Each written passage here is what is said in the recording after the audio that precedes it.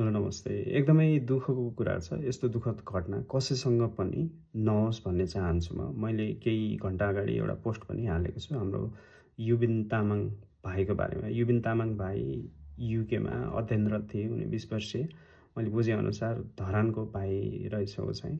केही दिन अगाडि युकेको इल्फोर्ड भन्ने ठाउँमा लन्डनमा यहाँको फेमस ऱ्यापर गेट्स भन्ने मान्छेले चलाएको गाडीको ठक्करले गर्दाखेरि हाम्रो भाइको ज्यान गएको कुरा अहिले न्युजतिर सोशल मिडियातिर चारैतिर फैलिरहेको छ। एकदमै दुःखको कुरा। 20 years old, full of dream, full of energy. Unfortunately त्यो सबै ड्रिमहरू, त्यो सबै सपनाहरू साकार नहुने भयो। मैले एकजना भाइसँग बोलेको थिएँ। बुझ्दाखेरि युबिन तामाङ भाइ धरानको बासिन्दा हो अनि उनको बुवा कतारमा हुनुहुन्थ्यो। कतारबाट हालसालै नेपाल फर्किनु भएको छ। अनफर्चुनेटली उहाँले आफ्नो छोरासँग अब कहिले पनि बोल्न पाउनु हुने छैन। Really sad news. मैले बुझ्दाखेरि युबिन भाइ एक्लो छोरा हो घरमा, अरू दिदीबहिनी दाजुभाइ कोही पनि हुनुहुन्न।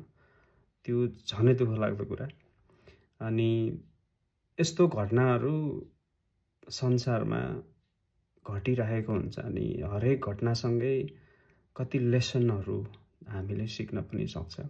मैले बुझ्दाखेरि युबिन भाइले सायद रातिको काम गरेको थिए अथवा के गरेको थिए। अब कामबाट घर जाने क्रममा बाटो क्रस गर्दाखेरि, मैले सिसिटिभी फुटेज पनि हेरेको थिएँ, बाटो क्रस गर्ने क्रममा गेट्सको गाडीले हानेर लागेर उनको मृत्यु भएको हो।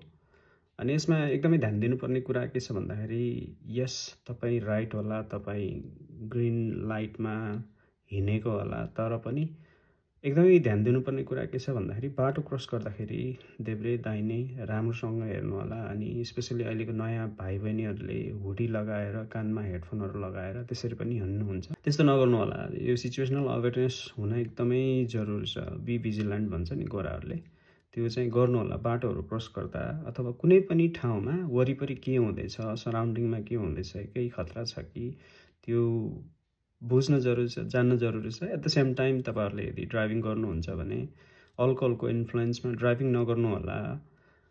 अनि अगाडि के छ, अगाडि के हुँदैछ त्यो पनि ख्याल गर्नु होला। एकदमै दुःखको कुरा। फेरि पनि एउटा एकदमै निर्दोष यङ, मेरो छोरा भन्दा पनि सानो भाइले ज्यान गुमाउनु पर्यो। एकदमै दुःखको कुरा। त्योभन्दा ठुलो कुरा केही पनि हुँदैन। एउटा बाउले, एउटा आमाले एउटा भएको छोरा गुमाउनु परेको छ, जो कहिले अब फर्केर आउँदैन। भाइको लागि भाइको बडी नेपाल लैजाने बारेमा के हुँदैछ त्यो मलाई एक्ज्याक्टली थाहा छैन। मैले बुझेअनुसार एकजना भाइसँग बोलेको थियो। भाइले भनेअनुसार भाइ चाहिँ धरानको अरे। त्यसले गर्दाखेरि धरान समाज युकेले सायद केही गर्दैछ कि त्यो पनि मलाई एक्ज्याक्टली थाहा छैन। अथवा स्टुडेन्ट युनियनहरूले केही गर्दैछ कि एम्बेसीले केही गर्दैछ कि त्यसको बारेमा तपाईहरु कसैलाई केही थाहा छ भने प्लिज कमेन्ट सेक्सनमा कमेन्ट गर्नु होला। एट द सेम टाइम अब उसको लागि गोफन्ड पेज बनाउने कि अरू कसैले बनाइसकेको छ कि त्यसको बारेमा पनि कमेन्ट सेक्सनमा कमेन्ट गर्नु होला साथीहरु। अब यस्तै बेलामा हो हामीले मद्दत गर्ने। तपाईहरुले 2 रुपैयाँ 3 रुपैयाँ 4 रुपैयाँ दिए पनि हजारौं जनाले दियो भने केही नभए पनि उसको बडीलाई रिपाट्रिएट गर्ने अनि नेपालमा लगेर फ्युनरल गर्ने अलिअलि फाइनान्शियल हेल्प हुन सक्छ। तपाईहरुलाई के लाग्छ, कस्तो लाग्छ कमेन्ट सेक्सनमा कमेन्ट गर्नु होला। वन्स अगेन युबिन भाइलाई अब रेस्ट इन पीस भन्छु। प्लस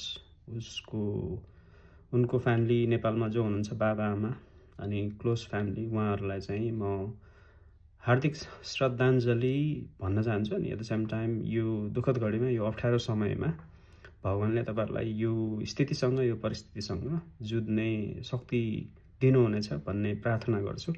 अहिलेको लागि यति नै। पछि युबिन भाइको बारेमा मोर अपडेटहरू आयो भने आई विल पोस्ट है त। अहिलेको लागि यति नै। Take care, by.